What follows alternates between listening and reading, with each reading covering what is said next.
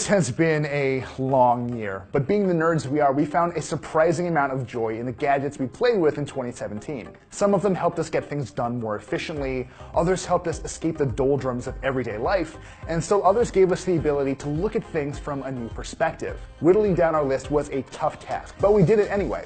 In no particular order, let's take a look back at some of the best gadgets of the year. First up, we've got the iPhone X. Yes, it costs about $1,000, and yes, it's a radical departure from the iPhones of yesteryear. You'd better start getting used to it though, since this is clearly how Apple envisions the future of the smartphone. The home button is gone in favor of a new Face ID sensor, and as a result, Apple rewrote its rules for how we interact with iPhones. It takes a little getting used to, but the iPhone X actually seems a little easier to use than earlier models. It's also one of the fastest phones we've tested this year, and it has some great cameras, but that's usually true of every new iPhone. More importantly, augmented reality apps run great on the X, and we suspect we'll see Apple's facial recognition technology used in lots of really interesting ways soon. All told, the iPhone X feels like a surprisingly familiar slice of tomorrow, and we're okay with never looking back. We obviously love Android too, and the Galaxy S8 and S8 Plus were really special when they debuted earlier this year. As you'd expect from a Samsung device, they're incredibly fast, and the cameras are excellent, and let's be honest, no one makes better screens than Samsung. What we really love is how striking these phones look, even compared to the rest of the year's flagships.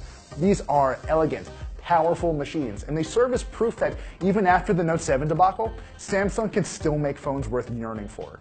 It's rare that we fall in love with a computer at first sight, but that's exactly what happened with Microsoft's Surface laptop. It's not the most powerful machine on the market, but the Surface laptop makes up for it with sheer style, a lovely screen, and some of the longest battery life we've seen on a notebook this year.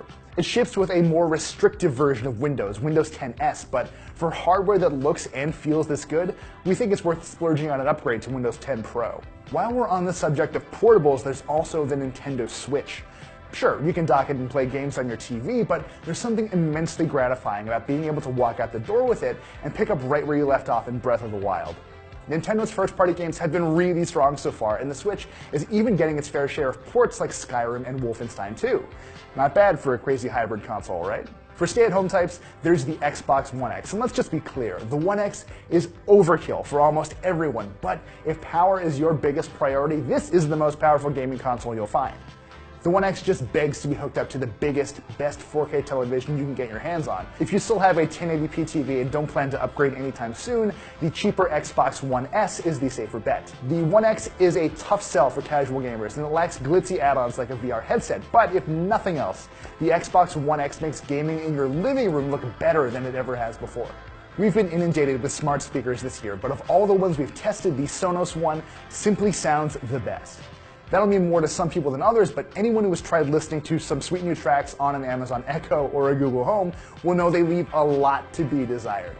More importantly, the Sonos One's deep Alexa integration does a mean Amazon Echo impression, to the point where it'll do just about anything one of Amazon's speakers will. Sure, you can't use the Sonos One to send messages to Echo owners, but does anyone really do that anyway? Oh, and a new Spotify partnership means you can finally ask the Sonos to play all of your carefully curated playlists. It might sound strange, but many of us were also very fond of the Mighty, a tiny wearable you can download your Spotify playlists onto. The Mighty is a great companion for workouts and long walks and situations where you just need music playing, but you don't really want to keep digging your phone out of your pocket. Ironically, this iPod Shuffle lookalike doesn't actually shuffle songs, but hey, we like it anyway. You'll need a good set of headphones to use with some of our picks, and Sony's WH-1000XM2s are the best ones we've tried this year. That's not just because they sound excellent, which they do, by the way, just to be clear. They're also incredibly comfortable to wear for long periods of time, and the built-in noise cancellation is right up there with what Bose has to offer. Some of my fellow Engadget editors argue that they're actually a little better at noise cancellation than Bose, but I am not about to jump into that debate again. It certainly doesn't hurt that Sony upped the battery life up to 30 hours of use with Bluetooth and noise cancellation enabled. There are better sounding headphones out there, but as far as we're concerned, Sony's complete package is the one to beat. And then there's the DJI Spark, which just might be the easiest drone to just pick up and start using. Seriously, you don't even need a phone or a controller to start flying this thing. You can just turn the drone on, let it go, and control it with a few gestures of your hand. Taking drone selfies has never been easier, for better or worse. More experienced drone pilots and videographers should look elsewhere, but if you've always wanted to see what the hype was about without spending a ton of money or wrapping your head around some really tricky controls, the DJI Spark is the perfect place to start. Our last pick isn't so much a gadget as it is a feature, but we were really impressed anyway. Cadillac's Super Cruise is a semi-autonomous driving feature in the pricey CT6 sedan that takes over control of the car on the road as long as it can tell you're paying attention to your surroundings. You could be relaxing in the driver's seat listening to a podcast or chatting up a friend in the driver's seat, whatever, really, as long as you're driving along the right kind of freeway and look up at the road every 3 seconds or so.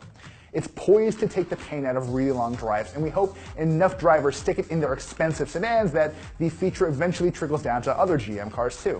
And that is our list. It's taken us quite a long time to boil down all of the options into those 9 gadgets and 1 feature, but we really hope you enjoyed hearing about them and maybe trying them for yourself as much as we did testing them over the course of 2017.